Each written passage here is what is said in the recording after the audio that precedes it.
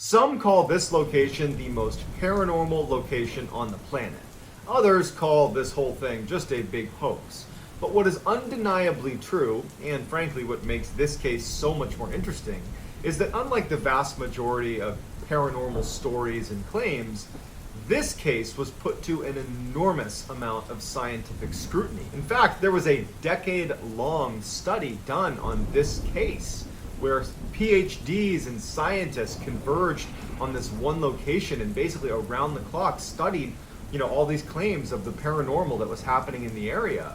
And after a decade of research, the findings are pretty mind-blowing. And the case that I'm referring to is none other than the very famous Skinwalker Ranch. So the too long didn't read version of this story is you have a family that purchases a ranch out in Utah, and as soon as they move in, they start noticing some pretty bizarre things around their property. Everything from, some of their livestock going missing or being harmed. They have strange sightings in the woods of creatures and lights in the sky. They eventually report it to the news, and that news story gets picked up by a couple of other outlets, and a billionaire who is obsessed with researching the paranormal sees this story. He buys the property and installs an entire team of scientists and researchers to basically try to figure out what was happening at this ranch. And they spend 10 years studying this ranch. The outcome is, turns out some strange things really were happening there. Before we get started, if this type of content appeals to you, the kind of strange, dark, mysterious content delivered in a story format, well, if that appeals to you, that's what my channel's all about. And I post 3 to 4 times a week. So if you would, if that appeals to you, please gently ransack the like button and then turn on all notifications so you can get all of my content every time I upload every week. All right, on with the story. In the northeastern corner of Utah lies a 500-acre plot of land, it's all desert, where a ranch sits, and that is Skinwalker Ranch. It was built in the late 1800s, early 1900s, and it was actually built on a piece of land that had apparently been cursed.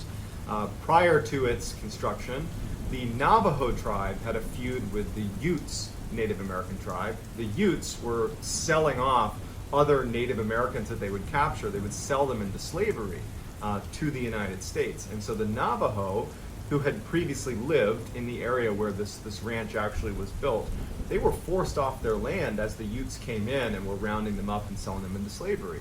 And before the Navajo left that area, they cursed the land with what's called the Skinwalker curse. The idea was they were going to torment the Utes tribe for the hardships they had inflicted on the Navajo. The Skinwalker curse, legend has it, is this curse where these witches descend on the area and take the form or wear the skin of various predatory animals in the area, namely large wolves and foxes. They inhabit those bodies and terrorize anybody in the cursed land. At some point, this ranch is actually built on the land that had apparently been cursed. It wasn't until many years later when owners of that ranch started seeing predatory animals doing some very strange things in and around their property that they did some research on the area, learned about this curse, and then before long, the nickname had stuck. In 1994, Terry and Gwen Sherman purchased Skinwalker Ranch. It had actually been abandoned by the previous owners for the last few years, so when they purchased it, they got it for way below market price. So they are just so excited to be moving in. They breed cattle, and so they had 500 acres to let their cattle free roam. It was like the dream purchase for this family. And so when they finally do move in, like the day they move in, they don't really care that the grass is overgrown. It looks like things are kind of in disrepair. And in fact, when they go into the homestead, like the actual house on the property, they were so excited about everything that they kind of overlooked some of the strange things that they immediately noticed about the property. They go inside and every window has a deadbolt on it. The inside and outside of every door in the house, not just the doors leading outside, doors leading between rooms had locks, the front and back side. They noticed these big pikes that were driven into the ground at the front door and back door of the property with massive chains stringing off of them, which looked like pretty powerful guard dogs at that. They're thinking to themselves, well, this is a huge piece of property. Perhaps the previous owners are a little bit paranoid because they're kind of isolated. And so They didn't really raise a red flag when, to be honest, had I moved into a property where every single door and window had multiple locks on it, they had these big guard dogs, I'd probably ask a couple questions, but you know what, Terry and Gwen, they're just so excited about this purchase that, again, they kind of just overlook it. So on the day that they are moving in, Terry and Gwen have some family members over to help them offload trucks and move stuff into the homestead. And it's during this process as they're moving things out of the truck into the house. And again, you got to remember that the house is situated like right in the middle of the property, and you can see in every direction basically unobstructed because it's basically open desert, with the exception of a couple areas that are, basically forests. And as they're offloading some of the stuff into the house, Terry looks out at one of these tree lines and he notices this huge wolf, or what looks like a wolf, pretty well off in the distance, kind of meandering its way over towards them. But it's far enough off that this is not enough to be totally worried about it. After all, Terry was a rancher and his family were fairly rugged. They carried weapons and they were used to, protecting their livestock from predators. So this was not a, oh my goodness, I can't believe a wolf is near us. It was more like, okay, let's make a note that there's a wolf walking towards us. And so Terry does. He tells his family, "Hey guys, just so you know, there's a wolf coming towards us right now." And the whole family is now standing near the truck, and they're watching this wolf. And Terry recalled, as he's staring out, watching this wolf that's kind of almost walking in like a snake, like a serpentine path towards them from hundreds of yards out. It's still quite a ways out. Terry notices that there was a fence that was out where this wolf is. And the fence was pretty big, and the spaces between posts were about 6 feet. When he had a good look at the wolf next to the fence, he could tell that the wolf was at least 6 feet long. And he was thinking, are my eyes playing a trick on me? Like, that's an enormous wolf. That's the biggest wolf I've ever seen. But the wolf wasn't acting angry or aggressive. It was just kind of skulking its way towards him, very nonchalant, broad daylight. And at some point, Terry and the family, they're standing behind the truck, and Terry said that they all had this feeling that the wolf was not going to harm them. And the wolf got about 100 yards away, and Terry and his family are transfixed. And he even said he didn't understand why they weren't scared or why they weren't running away or shooting at it or something, but they didn't. All of them are just standing there watching this wolf that's massive. And the wolf is wagging its tail and acting like a domesticated dog. The wolf comes over and goes up near Terry's father, who was there helping unload some of the gear they had. And Terry's father just kind of reflexively reaches out to start petting this. He's petting like up at its head level, this massive wolf. And the wolf just acts like a domesticated dog and kind of rubs against his hand and then starts walking away from them, just wagging its tail and not doing anything, not causing them any harm, not snarling, not growling, nothing. But just as nonchalantly as it walked over to them, it walks over to where they had a pen with a couple of cows and calves inside of this pen. And one of the calves had its head through the post that was keeping them in this cage, just kind of watching this wolf. And the wolf notices it and in an instant jumps over to this calf and immediately has the whole head of the calf in its jaws, just trying to rip it out of the cage. But it can't get it to squeeze through the cage. And so all of a sudden, Terry and his family are broken out of this weird trance. And Terry starts firing shots at the wolf. It strikes the wolf and has no impact. They run over, they start hitting it with the back end of an axe. They're trying to get this thing off of the calf because their livestock, that was their livelihood. And these are rugged people, and so they're trying to fight to save their property, to save their cows. And the wolf is just totally unaffected. It's not trying to attack Terry or his son that are trying to get rid of it.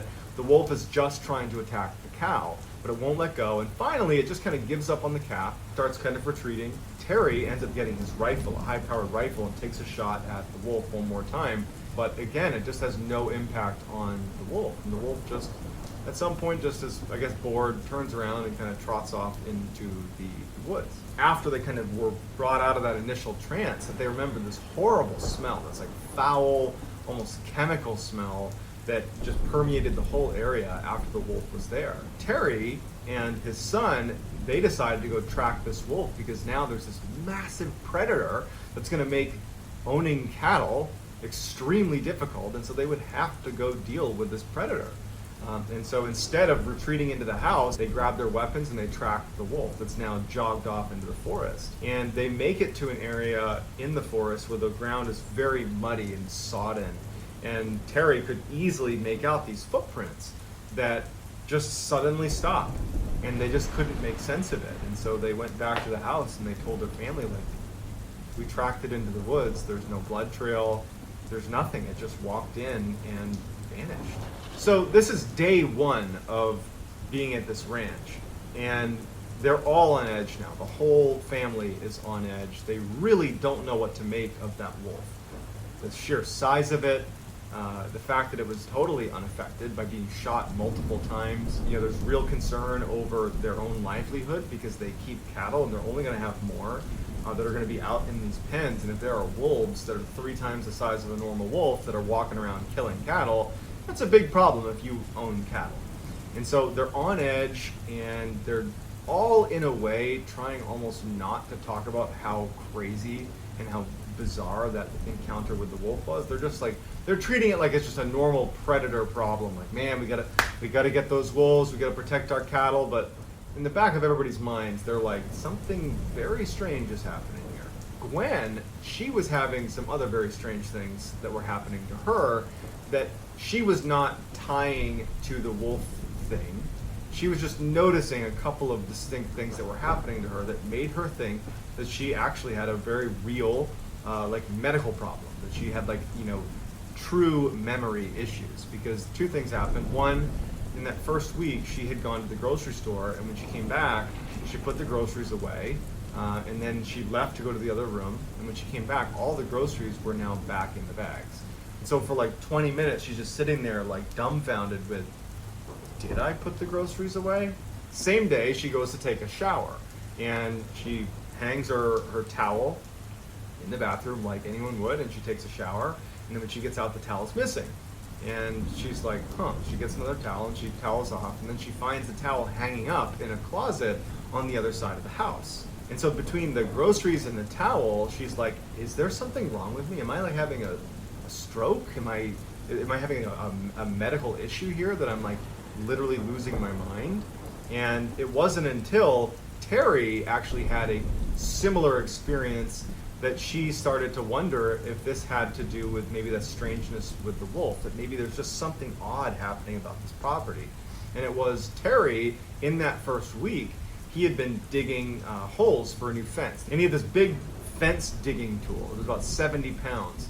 That he was using to dig the holes for the fence. And so he had taken a break after making a bunch of posts for this fence. He took a break, left his fence digging tool, at the last place he had dug a post, and he went in to grab a bite to eat, came back out, and his fence digger is missing. And initially he just goes into the house and he's like, hey, to his wife, to his kids, did you guys move my fence digger? Do you know what happened to it? Where is it? It's not out there. And they're like, no, we've been in the house the whole time. I have no idea. And so they couldn't find it. And a week goes by, and he's out patrolling his property looking for wolves. And in the tree, well away from where he had been digging the post before, in the tree, his fence digging tool that's 70 pounds is 70 feet in the air, strung up in this tree. So Terry comes back to the house and he tells his family about the fence digging tool being in the tree. And that's when Gwen tells Terry about her experiences with the groceries going back in the bag and a towel being moved around the house. And everybody in the family starts to really start being scared. We can't explain what's happening on this property, and we're very isolated. And what's the deal with all these locks on all the doors? They're starting to feel really concerned. Following the fence digging tool being found, Terry started to notice lights on his property. Initially, because this was the first couple of weeks they're there, he would see lights way at the far end of his property that looked like headlights, and he would think someone must have made a wrong turn that wound up on my property, and we were kind of out in the middle of nowhere, and they'll just leave. And so when he first started seeing these lights, that's what he assumed it was, just people making a wrong turn. But he started to see it so often that he wondered if people were illegally hunting on his property. And so one night, he sees these lights on his property, and he goes out to investigate. In fact, he's angry. He's had all these strange things happen. His family's on edge. and now he's mad, and he's going to take it out on this person who's illegally hunting on his property. And he starts charging out to these lights, and he starts getting closer and closer, and he starts to realize it's not making any sound. If this was like a truck, it's not making any sound. And we're in an area where I could totally hear that if it was a vehicle, and he can't hear anything. And as he gets closer and closer, the lights start retreating from him without making a sound, and then float up into the sky and disappear. And Terry's like, what is going on here? The winter rolls around, and it's a particularly brutal winter. And one night, he couldn't account for one of his cows, and so he's out looking for this one stray cow, and he searches this whole property, and there's only one area that he hasn't searched, and it's that forest where that giant wolf had disappeared after marching in there, and they tracked it in there. And so he goes in there, and as soon as he gets to the tree line, he notices there's a bunch of footprints from what looks like a cow. And he's relieved because it's probably his. He follows it into the woods, and much like the wolf that had just disappeared in that muddy, sodden area in the forest, in the same spot, the footprints that appeared to be this cow had also just disappeared. And then over the course of the remainder of the winter, that would happen 4 more times. The animals would run away and just disappear without a trace. By the end of the winter, after all these animals have just mysteriously disappeared, Terry and his family, but Terry in particular, has really gone into full paranoia mode. He, at night, would just stalk his own property, hiding behind bushes with his weapon, and hope to see what was taking his cattle. And so one night, as he's doing another fruitless search around his property, he catches out of his periphery what looks like a kind of mass of something moving around in the trees near his property. And at this point, he was kind of obscured by some shrubs and some plants. And so he kind of crouched down and looked out at the tree line. And he sees in the tree line this strange shape kind of moving about inside of the trees. And he would describe the mass as looking almost like a stealth fighter jet, but really small. And it was making no sound, and it was hovering about 20 feet off the ground. And he's crouched down, not making a sound, watching it. And it's just kind of moving around the tree line, and it has these lights that looks to be kind of scanning the ground. And it's just kind of moving around, it's shining these lights, these multicolored lights in the ground, and Terry moves a tiny bit to get a better angle on this thing. And he makes the tiniest of noises against the brush, just like a tiny little, barely audible sound. And this mass that's pretty far away, the lights immediately turn off, and it angles itself so it's facing directly at Terry. And Terry can feel it right away that it's heard this tiny little sound he's made, and now it's staring directly at Terry. And Terry's terrified, and he's looking at this thing, wondering oh my God, is it gonna come take me? What is this? Is this the thing that's been taking my livestock? And he's terrified, and he's staring at it, and it just flies away. By the spring of 1995, things have gotten really, really bad for Terry and his family. Now, not only are they losing livestock inexplicably, but they're showing up, the actual cows themselves are showing up back on their property, hours or days later, just kind of in random locations on the property, and they look like they've had surgery done, precision cuts, and pieces of them are missing. And in addition, some very strange things are happening at the house. At night, they would see these entities walking around their property, these humanoid, they described them as having no expression, just walking around their property. And sometimes they would walk right up to the glass, put their hands on the glass and look in, but there was no face. And Terry and his family, they had blinds down, and they would use the deadbolts on every single door and window, but they could hear them rapping at the glass, and they could hear them communicating in a language they didn't understand right outside of their house.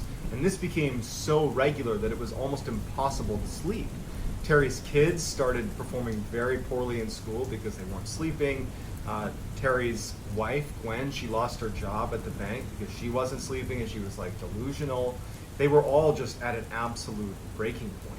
Terry is now feeling totally disheartened. One night he's sitting on his porch with his rifle, and he notices out on the horizon a new phenomenon. He was used to seeing the lights on his property that would be off in the distance that would disappear, and he had previously seen that kind of fighter jet thing that was scanning the area.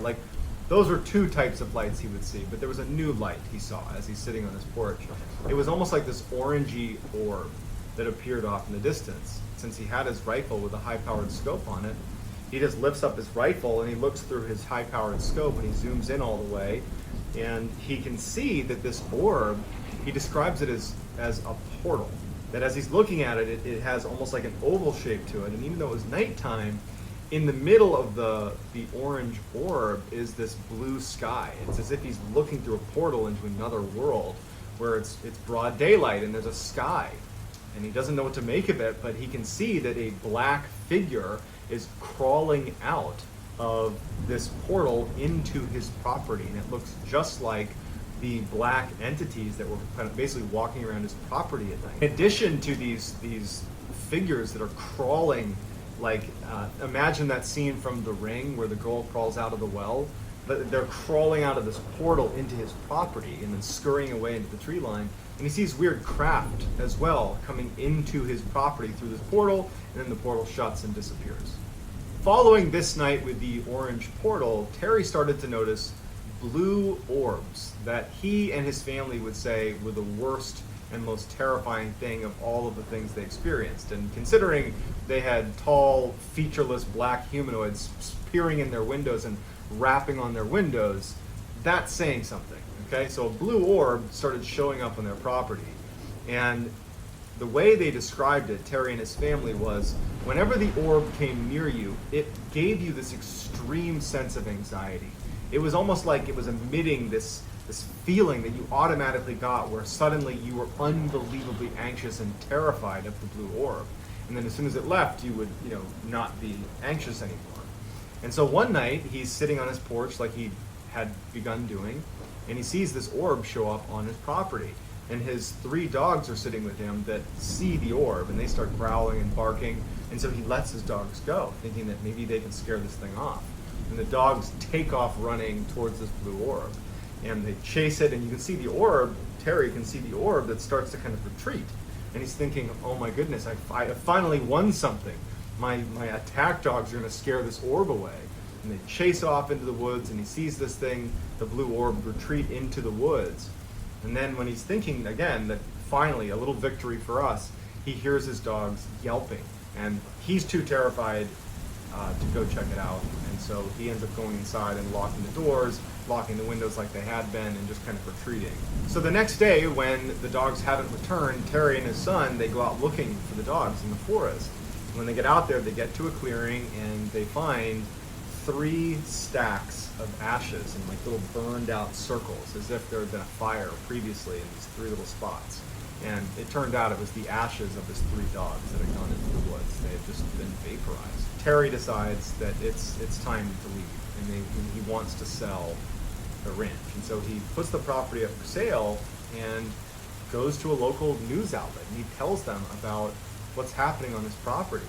And as fate would have it, a billionaire by the name of Robert Bigelow, who had invested millions of dollars in standing up this scientific research team, this all-star team of PhDs, specifically to research what he described as high strangeness, which really is just paranormal. Basically, he was obsessed with the paranormal and wanted to investigate the paranormal.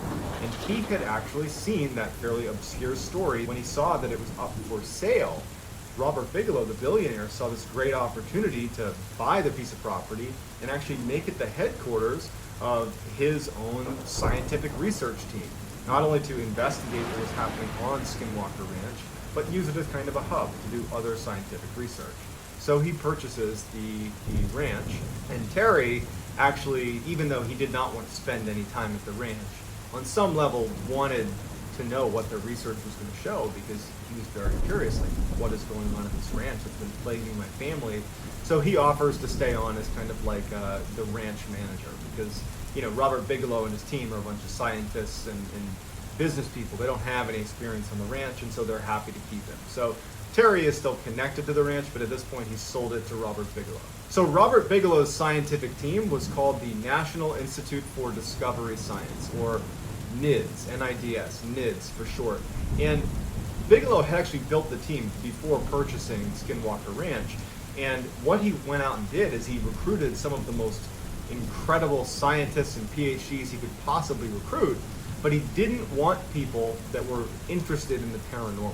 He wanted people that were inherently skeptical, so that if he was ever able to kind of prove the existence of high strangeness, that he would have credibility in doing that. And so he went out and found these incredibly skeptical, incredibly smart scientists and PhDs. And so they move into Skinwalker Ranch, and the first thing they do is they need to start doing testing to make sure that this whole, all the stories about Skinwalker Ranch coming from Terry and his family were not just some grand illusion by the family, that they could have just made it up. And so they get in there and they start running these tests. So that first year, as they're running these tests, which are largely things like, okay, let's check the environment and see if there aren't any, plants that are giving off spores that could be hallucinogenic that they're breathing in. Let's check their water supply and make sure there wasn't something happening in their water supply. Let's do psychological assessments of the family. Let's ask neighbors. Let's do all of our diligence to make sure it's not something environmental or psychological.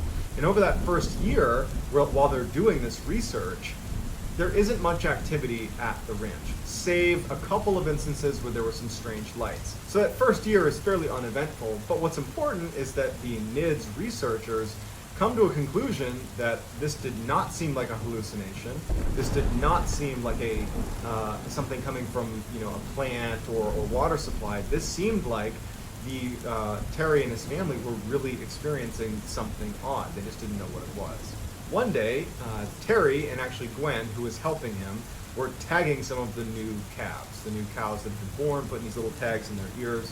And so Gwen was there helping. And so Terry and Gwen, they tagged this new calf, put a yellow tag in its ear, and they move on, and they're tagging other animals. And so for about 40 minutes, their eyes and their attention are not focused on this one calf or that one area of the ranch. They're tagging other animals. And then their dog that was with them starts growling and reacting in the direction of where this calf had been. And so Terry and Gwen turn around and they look and they don't see anything. And they start walking over.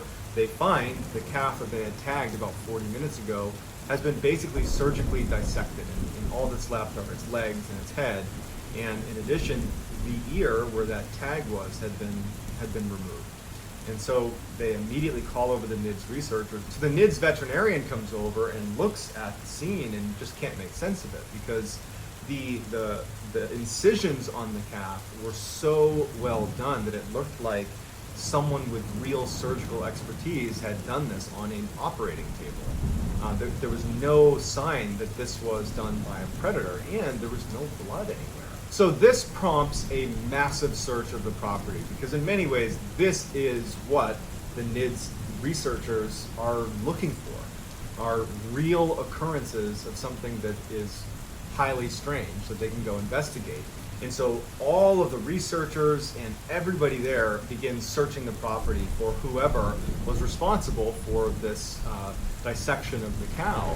And they start searching the property, and the dogs, they had all these guard dogs that were kept at each of these observation posts that they had set up around the ranch as soon as the NIDS team had moved in. They were all looking in the same direction, all four of these four observation posts. And they're all cowering in the back of their cages, all looking in the same direction. And so they start making their way towards the tree line where all these dogs are looking, and they stop short when Terry says, "I see something in the tree." So they stop their car and they're looking, and in the tree is this massive wolf.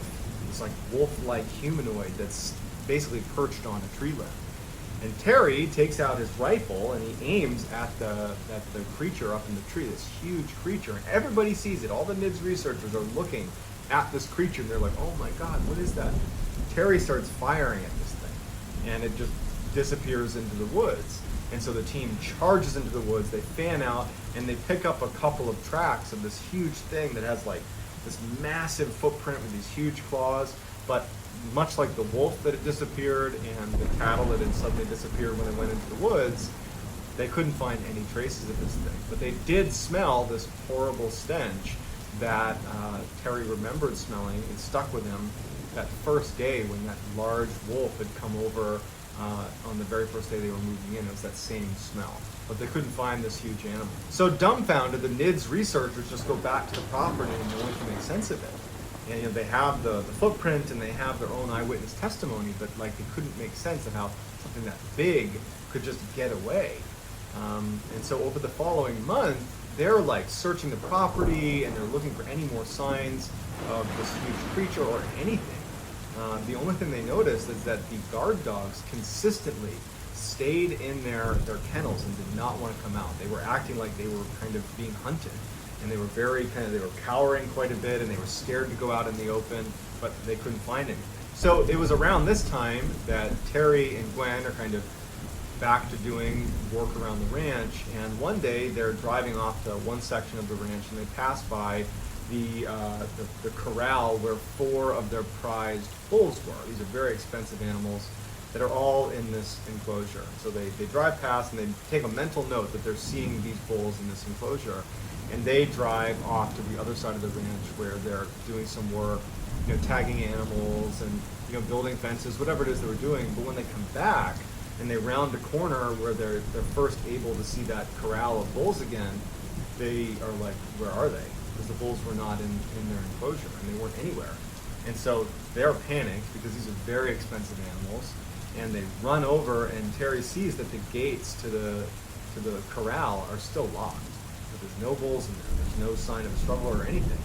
And it just so happens that right next to the corral was this fairly small trailer that hadn't been used in years. In fact, it was literally wired shut. It was just sitting there. And Terry, just for whatever reason, runs over and looks in one of the windows. And inside of this tiny enclosure are these 4 bulls, completely calm, all crammed into this tiny trailer. They could barely fit. They're not fighting with each other or anything. They're just calmly sitting there as if they're in some kind of a trance. And Terry yells to Gwen, like, hey, they're over here. They're right here. And it like startles the bulls out of their trance. They start panicking and kicking, and they end up getting them out of this enclosure, and it takes them hours to finally round them up and get them back in the corral. But they're unharmed. But it is almost impossible to get even one bull into that small of an enclosure. It would take hours to maybe be successful at doing that. To get 4 bulls into that enclosure was pretty much impossible. And to do it when they basically were calm after they were in there is also somewhat impossible. And it was important to note that Terry saw when he looked in the window that the only entrance to that trailer was wired shut still. It had not been undone. In fact, the cobwebs at the corner where the opening basically formed with the sides of the trailer, they were still intact, like it had not opened. And it made no sense how those bulls got in there. And so the NIDS researchers come over, and they can't make sense of it either. Well, upon further investigation, the NIDS researchers found that the bars of the corral that held the bulls, a section of it had been highly magnetized. And so while they're doing this research, trying to figure out if magnetic fields has anything to do with the strange occurrences at the ranch, 2 of the NIDS researchers were on the outskirts of the property using their compass to look for magnetic fields, and they started smelling. They both reported smelling that horrible metallic, like rotting smell that other people had reported smelling anytime they saw that large wolf creature. And when they started smelling it, their compass started to flitter and then pointed away from north towards wherever the smell was. And they remember thinking that they felt like they were being watched. And it went on for a few moments, and their compass didn't waver. It was aimed in the direction of the smell, and they're both on opposite sides, pointing in the same direction. And then at some point, the smell stops, and they stop feeling anxious, and the north arrows go back to the way they should have been. And then one of the most terrifying of all of the paranormal occurrences that happened at Skinwalker Ranch happened at the very end of 1997. 2 NIDS researchers were up on a ridgeline overlooking the homestead.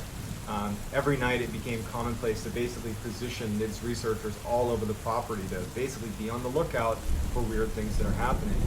And these 2 researchers are up on this ridge, kind of obscured and hidden, and they see this orange orb take shape right near the homestead. And one of them had infrared goggles, and so he looks down at the orb, and you can clearly make out that it's this oval-shaped opening that sounded an awful lot like what Terry had seen on his porch when he saw that humanoid creature crawling out of the portal into his property. Well, these two researchers are looking at this portal, and they see the same thing. They see this black human-like creature crawling out of this orange portal onto the ground, and then it starts running up the hill towards them. And they're like frozen with fear. They start smelling that horrible rotting metallic smell as this big human-like creature bounds up the mountain, and they can hear the shale under its feet as it runs up, and it goes right past them. About 30 feet away from them, they're looking at it, and it just barrels past them at a full sprint up into the mountainside. The following year, in 1998, the activity on the ranch declined significantly. All they have was the occasional strange lights here and there, but for the most part it was done. And in fact, even though NIDS remained on the property, by 2004, the research just wasn't amounting to anything, so they pulled the plug on the operation. They did have footage of a number of the lights that were seen, but again, no one's going to take a picture of some random lights and say, oh, there you go, proof. You know, they demonstrated that there were, magnetic fields, and they have images of these calves that would reappear after looking like they'd had surgery done to them. They had hundreds of eyewitness reports. They have all this information, but none of it was really definitive proof, which was very frustrating to Robert Bigelow, to Terry and his family. And the way they described it is they felt like they were dealing with an entity or a group of entities that were just consistently one step ahead of them. That they could catch glimpses of what they were doing, but it was never enough to really understand what was happening. They never felt like they were in control. It was always clear that this entity or these entities were in control of the situation, and they never were in a good position to really record hard data or get good footage. Not to mention, this is 1998, this is the late 90s. No one just had an iPhone they can pull out and snap pictures. You had real cameras. And so the best they could do was some pictures of light and some of the animals that had been mutilated. There's been numerous books put together by some of the people that were a part of this NIDS research team, and to this day they believe that what they saw was a result of some paranormal activity. And to this day, many people believe that this is one of the most credible instances of paranormal activity occurring. So I'd love to hear what you think in the comments, whether you think this is a total fact or a total hoax or somewhere in the middle. I'd love to hear about it in the comments. And if you want to get in touch with me, you can message me on Instagram. My handle is johnballin416. Also, I post quite a bit on TikTok. My handle is Mr. Ballin. And that's going to do it, guys. I hope you got something out of this. And until next time, that's going to do it. See ya.